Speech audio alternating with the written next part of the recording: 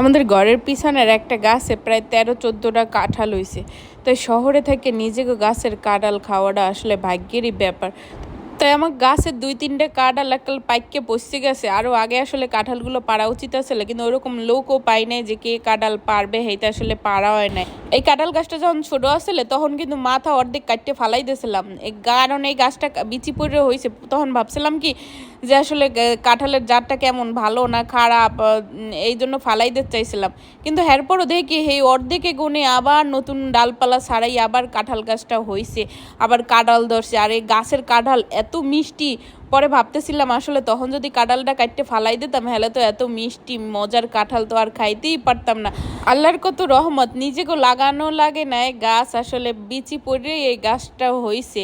আবার অর্ধেক কাটতেও ফালাইছিলাম, তারপরও গাছটা মরে নাই, আবার নতুন করে ডালপালা সাইডে কাঁঠাল হয়েছে। আসলে রিজিকে থাকলে জিনিসটা আসলে ভাগ্যে গুণে ফেরানো যায় না, আর রিজিকে না থাকলে লাগাইয়াও আসলে কোনো কিছু ফল পাওয়া যায়। তো গত বছর এই গাছে প্রথম ফল ধরছিল, তখন মাত্র 2টা কাঁঠাল হয়েছিল, তাই এবার প্রায় 13-14টার মতো হয়েছে। এর আগেও আরও 2-3টা কাটছি, আর আজগো বাকিগুলো সব কাটতে লাইছি। তো চিন্তালাম নিজেকে গাছে যেহেতু এতগুলো কাঁঠাল হয়েছে, আশেপাশে যারা প্রতিবেশী আসলে হ্যাগোও কয়েকটা দিছি, এবার 2-1জন আত্মীয় স্বজনরেও দিছি যারা বাড়ির কাছাকাছি আছে।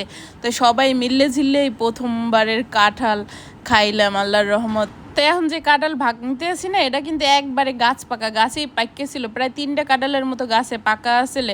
তাই একটা বুয়ারি দিয়ে ভাঙাইছি, আর একটা মুই নিজে ভাঙছি। তো তোমাকে গাছের কাঁঠাল যারাই খাইছে সবাই খুব পছন্দ করছে, যে কইছে যে খুব মিষ্টি, কাঁঠালের জাতটা খুবই ভালো।